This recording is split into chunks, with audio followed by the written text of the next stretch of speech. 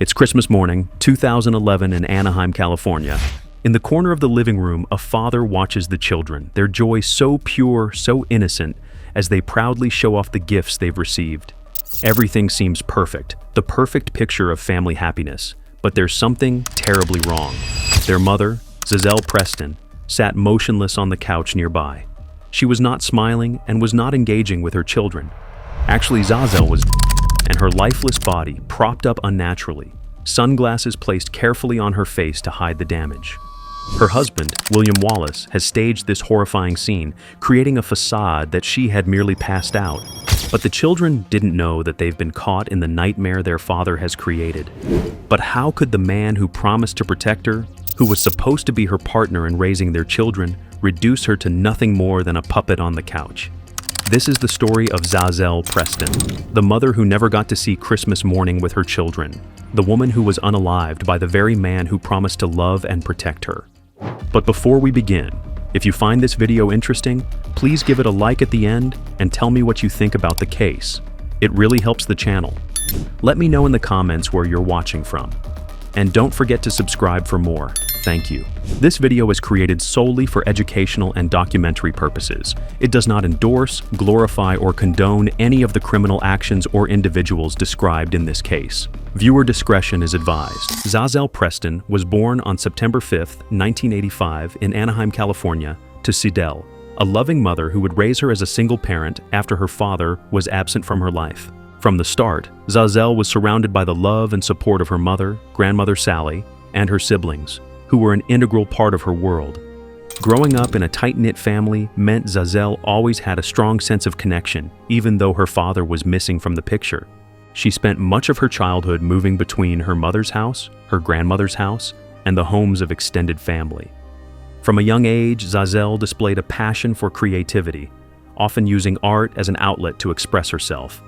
She loved dancing, drawing, and painting, always finding comfort in the beauty of self-expression. Her creativity was not just a hobby, but a way of coping with the world around her, a tool she used to make sense of her emotions and her experiences. And as she grew older, these passions became a main part of her identity, shaping her into a dreamer, someone who looked at the world and saw endless possibilities. Zazelle's dreams weren't just confined to art, she harbored a deeper ambition. She wanted to become a DV counselor, a career path inspired by her own turbulent experiences with relationships and violence. From the outside, she was a young woman with a promising future, but beneath the surface, Zazelle had seen firsthand the devastating effects of this deep personal understanding fueled her desire to help others escape the same painful cycle of violence she knew too well. Despite facing many hardships, Zazelle's ability to remain hopeful and determined was remarkable. She found strength in her independence, always striving to build a better life for herself and her family, even when the odds seemed stacked against her. However, this sense of independence would later be tested in ways she never could have imagined. At 17 years old, Zazelle's life took a significant turn when she became pregnant with her first child, a daughter. Although the identity of the father remains unclear, family sources suggest it might have been her high school sweetheart, though this remains unconfirmed. However, the news of her pregnancy didn't send Zazelle into despair. Instead, she made the choice to embrace motherhood with determination. Although still a teenager, Zazelle was resolute in her decision to care for her child. She worked multiple jobs to provide for her daughter, and they included fast food and retail positions where she worked tirelessly, balancing the demands of motherhood with the need to support herself and her growing family. In addition, she took on freelance makeup artistry, utilizing her skills to earn extra income. Zazelle's family played a crucial role in her support system during this time. Her mother, Zazelle, and her grandmother, Sally, were there for her through the ups and downs. They helped raise her daughter, giving her the space to work and make a living, but Zazelle still often faced judgment from others. People were quick to criticize her for being a young, single mother, and she knew that society's expectations weighed heavily on her. Despite the judgment and stigma, she was determined to give her daughter the best life she could, even if it meant putting aside her personal dreams for a while. On social media, she often posted pictures that celebrated her beauty, showing the world her confident side. In one particular post, she shared a bikini photo shoot, a bold statement of self-assurance, accompanied by the caption, "Mean but sexy with it." However, at the age of 22, Zazelle found herself pregnant once again, this time with her second daughter. Like her first pregnancy, the identity of the father remains unclear. Some believe it was the same man, though others think it could have been a different partner, someone who had entered and left her life quickly. What remained certain, however, was that the fathers of her children were not involved in their upbringing, and this absence, though painful, was something Zazelle had come to accept. However, the introduction of William Wallace into Zazelle's life marked the beginning of a dark turn, a turn she couldn't have predicted. In the beginning, like many relationships, Zazelle's relationship with William Wallace seemed to be full of hope, joy, and promise. William, 4 years older than her, was charismatic and full of charm, and they shared moments of happiness, with dreams of a future together. But beneath this surface, what seemed like a typical romantic beginning soon began to show its cracks. Zazelle's faith in reconciliation became her trapped illusion. She held on to the hope that things would change, that the violence would stop, that the man she loved could be better. However, that hope began to slowly erode, piece by piece, as the incidents of violence escalated. In the early days of their relationship, the abuse started subtly. William would become jealous or paranoid, and their arguments would quickly escalate into violent outbursts. At first, Zazelle believed it was just a rough patch, something they could work through. But as the abuse continued, it became clear that it wasn't just a rough patch, it was a dangerous pattern. Zazelle's family saw the pattern more clearly than she did, and they watched helplessly as she returned to Wallace again and again. Her mother, Zazelle, and her grandmother, Sally, had witnessed Wallace's violent outbursts and warned Zazelle that she needed to leave, that there was no future with a man who continually hurt her. But for Zazelle, leaving was easier said than done. Every time she found it in her heart to forgive him, believing that this time, things would be different. However, the reality was always the same. Wallace was a master of manipulation, and he would twist her emotions, make her feel guilty, and convince her that the violence was somehow her fault. He used gaslighting to blur the line between truth and lies, making her doubt her own experiences. He would tell her that she was overreacting, that she misremembered events, or that she misunderstood his intentions. And somehow, every time, Zazelle would find herself back in his arms, trying to move forward, trying to believe in his words, even though the bruises on her body told a different story.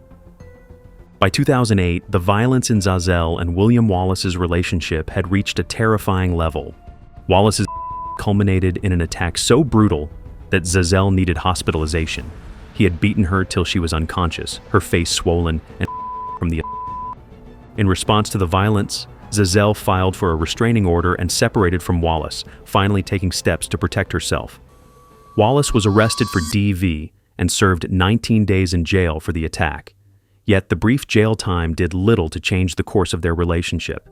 And just months after his return, Wallace was arrested again, this time for drug charges and burglary. He was sentenced to serve almost 2 years in prison, from November 2008 until October 2010. During his time in jail, Wallace continued to reach out to Zazelle. And this time, his promise seemed more convincing. He claimed to have found God, telling her that he had become a born-again Christian. He promised her that he was a changed man, that he would never hurt her again, and that they could have the future they had both dreamed of. His words were persuasive, and despite the years of abuse, Zazelle found it in her heart to believe him, and even hoped he would be back home soon. After his release, Zazelle welcomed him back into their lives. They got married and she got pregnant for him. However, by the time she was pregnant with their son, the violence had escalated to terrifying levels. William's temper grew more unpredictable, and his physical violence more brutal. In one particularly horrifying instance, after a violent episode, Zazelle's mother arrived to find her wandering the street, dazed and confused from the blow to her head. In 2011, they welcomed their son into the world, a baby boy who was born just 7 weeks before Christmas. The night before Christmas in 2011 began like any other for Zazelle and William Wallace. They attended a neighbor's Christmas Eve party, the house filled with the sounds of laughter, the scent of festive food, and the warm cheer of the season. As the party wound down, the tension between them could no longer be contained, and when they left, the argument started. It began as a small disagreement, and then he started to physically abuse her. It got so bad that she even tried to run away, but Wallace wouldn't let her, and in a moment of control, He dragged her back into their apartment. Wallace, overcome by his rage, threw Zazelle onto a glass table, shattering it into jagged shards that tore at her skin, and still that wasn't enough to calm his fury. It escalated as Wallace continued to assault her, his anger growing with each passing moment. Zazelle was left lying on the floor and in shock, and her 8-year-old daughter watched helplessly, terrified as her mother was viciously attacked. This was not the first time this child had witnessed her mother's suffering, but the brutality of this night was like nothing she had ever seen before. In a moment of sheer horror, Zazelle's daughter was forced into a nightmare of her own. Wallace ordered the little girl to help him carry her mother to the bathroom, and once there, remove the glass shards from her mother's body. The child, frozen with fear, did as she was told, trying to help in a situation far beyond her understanding, and she watched as her mother, barely conscious, tried to stop. Wallace tried to wash the blood off her body in an attempt to remove the evidence, and when he tried to carry her out of the tub, something went terribly wrong. Zazelle slipped from his grasp, her head slamming into the edge of the bathtub with a sickening thud. She let out a few gurgling sounds and stopped breathing. Wallace, realizing that she was no longer alive, didn't call 911. Instead, he took her lifeless body out of the tub and dressed her in fresh clothes. He placed her body on the bed beside him and slept next to her as if nothing had happened. Zazelle's son, still a newborn, began to cry out in hunger, but Wallace took the baby and placed him on Zazelle's lifeless body to nurse. Meanwhile, Zazelle's daughter, confused and traumatized, was sent to bed, still unaware of the horror that had just unfolded in the next room.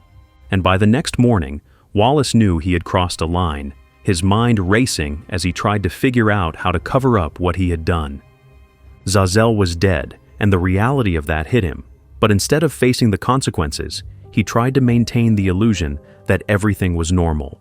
His first instinct was to hide the truth from their children, to protect himself from the inevitable fallout. He carefully propped up Zazelle's lifeless body on the couch, placing sunglasses over her swollen, unrecognizable face.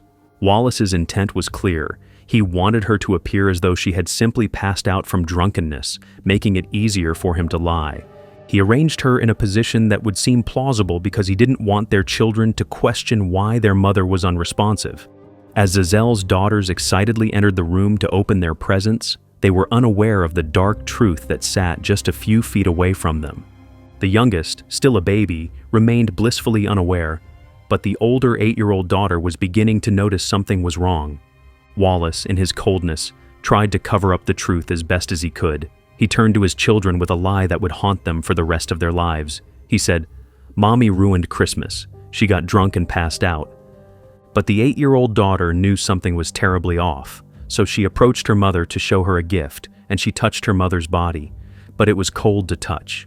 Confusion and fear gripped the little girl, but she didn't say anything right away. Instead, she quietly stepped back, her small hands shaking as she tried to comprehend the enormity of what she was witnessing. As the children continued opening their presents, Wallace's guilt began to consume him. He couldn't keep up the act forever. So, he did the only thing he thought would buy him more time. He called Zazelle's mother, Zazelle. Wallace, still in a state of panic, told her that Zazelle had gotten drunk the night before and had fallen, hitting her head. He explained that she was unresponsive, but he avoided directly calling 911. He spoke to her calmly, almost casually, as if he wasn't standing over the body of the woman he had just murdered. But Wallace's plan to delay the inevitable wasn't over yet. After talking to Zazelle, he moved on to the next step in his delay tactics. He called Zazelle's grandmother, Sally. He told them that Zazelle was and had been unresponsive since around 2 a.m., but he still didn't call 911. Instead, he was doing everything he could to avoid involving emergency services. It was clear now to anyone who knew Wallace that he wasn't just trying to protect Zazelle, he was protecting himself. And at 9:30 a.m., Wallace finally made the call he had been trying to avoid because he knew her family were on their way to the apartment. He dialed 911 and claimed that Zazelle had fallen, hitting her head after getting drunk. His voice was calm, but underneath it was a layer of panic. The paramedics arrived shortly after, but what they found at the scene was alarming. Everywhere on the walls, on the light switches, and smeared across the floors. There wasn't a surface in the apartment that was untouched by it. Zazelle's lifeless body lay on the couch, her sunglasses still in place, but the paramedics could immediately tell that this wasn't a simple case of someone falling drunk. As the paramedics began assessing the scene, they contacted the police, who arrived soon after, and Wallace was arrested almost immediately. It didn't take long for investigators to piece together the evidence. The blood samples, the violent crime scene, and the testimonies from Zazelle's family all pointed to one thing: Wallace had murdered his wife. The trial, however, would not be as straightforward as Wallace had hoped. Although the evidence against him was overwhelming, it would take almost 9 years before his case went to trial. The delay was due to several factors, one of which was the involvement of Zazelle's daughter in the case. She was just 8 years old when the murder happened, and her testimony would be crucial. But the courts weren't ready to put such a young child through the trauma of testifying. They wanted to ensure that she was emotionally prepared and that her testimony would be reliable. During those 9 years, Wallace stayed silent, maintaining his innocence. But it wasn't just the waiting that made the case so difficult. It was the larger institutional issues surrounding the case. Studies showed that black defendants are more likely to face delays in the justice system, which was also a contributing factor to the prolonged trial. The system that was supposed to ensure justice for Zazelle seemed to favor Wallace's prolonged delay, keeping him in jail, but not advancing the case. The real breakthrough came when the 8-year-old daughter, now a 17-year-old young woman, was finally ready to testify. Her courageous testimony would be the final piece of evidence that sealed Wallace's fate. She bravely recounted the violent incidents she had witnessed, detailing the way her mother had been beaten and the way Wallace had manipulated the family for years. The daughter's testimony was gut-wrenching. She recalled, with clarity, the violent episodes she had witnessed and how she was forced to grow up in a house filled with fear. Her brave words only strengthened the case against Wallace, and the jury was left with little doubt as to what had happened. After deliberating, the jury had to decide between involuntary manslaughter and second-degree murder. They ultimately convicted him of second-degree murder because, although Wallace had Zazelle, the final act that led to her death was accidental. Wallace was sentenced to just 15 years to life in prison, which was nothing compared to the crime he committed. The years he had spent in jail awaiting trial were credited toward his sentence, meaning he could be out as early as 2027. For Zazelle's family, however, the conviction was bittersweet. It didn't bring Zazelle back, nor did it erase the damage Wallace had caused. Zazelle's mother spoke out after the trial, reflecting on her daughter's strength and how she had been trapped in a cycle of abuse. Zazelle's death left a hole in her family, but at least Wallace was paying for what he did. Zazelle's story is a tragic reminder of the devastating impact of domestic violence. Her life was cut short by the very person she loved and trusted, leaving her family with a lifetime of grief. Though justice came too late, her story will continue to inspire action, urging us all to recognize the signs of abuse and stand up for those who cannot protect themselves. Her legacy will live on in the hearts of her children and those she sought to help, a reminder of the strength and resilience of a woman who never gave up on a better future. If you or someone you know is experiencing domestic violence, please reach out for help. No one deserves to live in fear, and together we can break the silence and support those who need it the most. Thanks for watching. Like, comment, and subscribe.